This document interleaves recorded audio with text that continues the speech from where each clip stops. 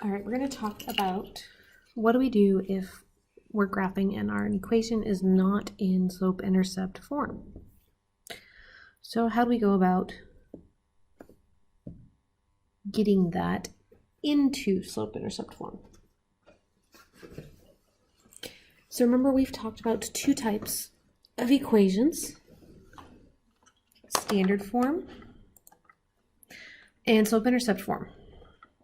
So if I'm given an equation in standard form, how can I put this into slope-intercept to much easier be able to graph it?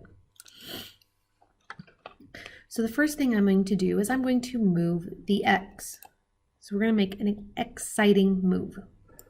And all that means is I do the opposite of what the x is doing. So since in this case my 2x is positive, I'm going to subtract it from both sides, leaving me with negative 3y equals negative 2x plus 6. So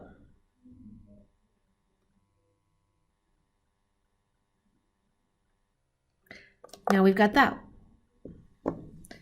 So notice the key thing here with, should have mentioned this just a minute ago, that we're trying to get y by itself. Okay, so the 3 here is still next to the y. We need to undo that. So we're going to divide. And when I divide, we're going to divide everything. Okay,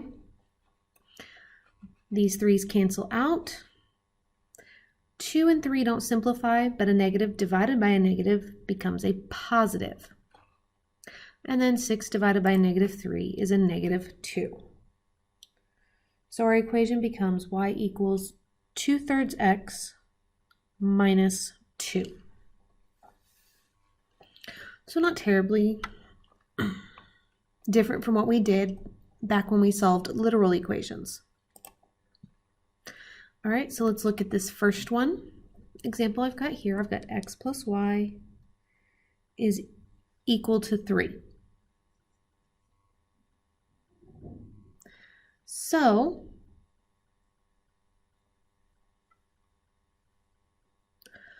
here's what we need to do. First thing we need to do, the exciting move, we need to subtract, whoops, hang on just a second, let me get my pin, there we go. We need to subtract x from both sides. And that will give me y is equal to negative x plus 3. Well, okay. Next thing we need to look at is there anything in front of the y that we need to divide? In this case, no.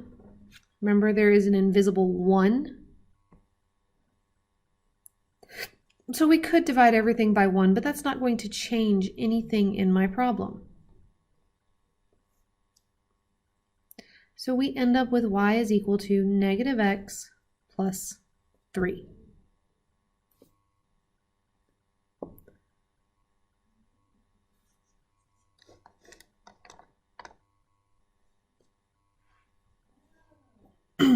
All right, so this problem I've got 3y minus 4x equals 12. So yes, my x and my y are flipped, but that's okay. We can still work it out. So starting with our first exciting move. So my 4x is negative. Oops, go back. So I'm going to add 4x to both sides. Now remember, because the 12 and the 4x are not like terms, we cannot combine them. So I get 3y is equal to 4x plus 12.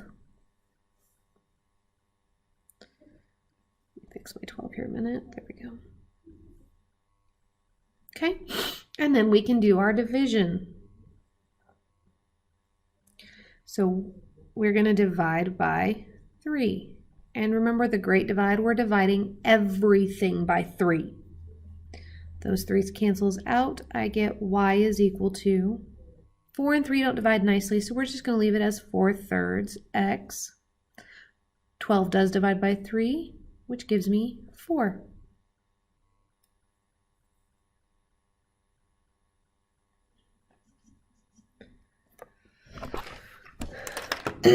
Okay. So we've got negative 2y minus x is equal to negative 6.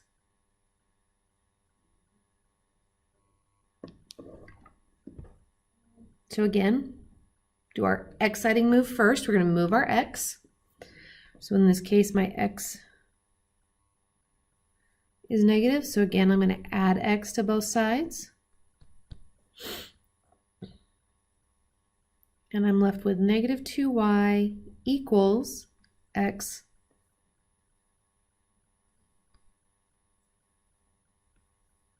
minus 6. Then we can do our exciting divide. So we're dividing everything by negative 2. Those cancel out and I get y is equal to, okay, we could leave this as x over negative 2, or I can write this as a fraction. Remember, there's a 1 in front of that. And I get negative, or get 1, sorry, whoop, forgot my negative there. I get a negative 1/2 x. Negative 6 divided by negative 2 gives me a positive 3.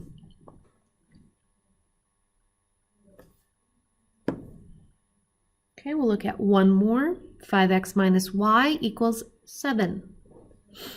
So first step, move the x. Our exciting. So 5x is positive, so we're going to subtract 5x. And I'm still left with a negative y equals negative 5x plus 7.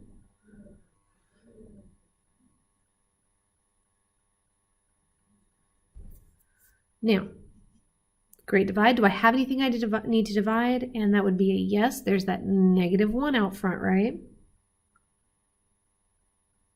So we're going to divide by negative 1. So we get y is equal to, well, negative 5 divided by negative 1 is a positive 5x. And positive 7 divided by negative 1 gives me a negative 7. Okay.